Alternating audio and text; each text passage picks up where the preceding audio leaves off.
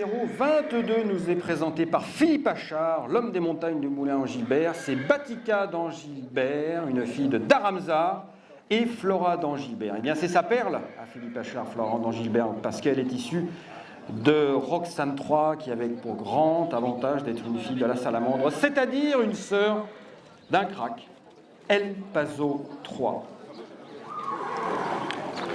Alors, je vous suggère de regarder les gains de El Paso III, qui est sous la troisième ère de la salamandre. Vous ne rêvez pas, c'est bien 1 335 000 € de gains qu'a remporté El Paso III, qui était déjà un excellent compétiteur sur le plat, et puis qui s'est révélé, bien sûr, au très très haut niveau en obstacle. Il a gagné le Grand Steeplechase de Paris, on connaît dans les conditions un peu particulières par rétrogradation du gagnant, mais à côté de cela, il avait remporté le prix d'Aix-Jousselin, le prix Murat, les dragues à deux reprises, et une quantité de grandes victoires sur les haies également.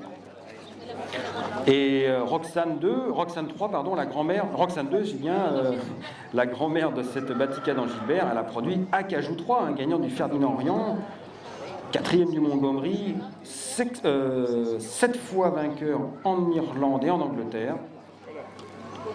Cheval de très très haut niveau. Et plus récemment, nous avons une ES, une fille de Network, née en 2006 dans cette souche, c'est Stella d'Angilbert, qui a gagné 2 courses en plat à La Roche-sur-Yon, mais aussi au Sable d'Olonne, et qui a été 3e du Final Change de QPS à Nantes, donc une jument semi-classique en plat, que la cousine de cette Batika d'Angilbert, qui est issue du jeune étalon d'Aramsar. La mère, elle est par Vidéorock.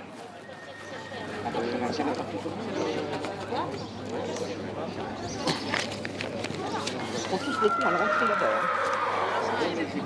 Voilà, une pouliche que j'avais eu la chance de voir fall chez Philippe Achard, qui était déjà très belle et qui a continué de pousser dans le bon sens.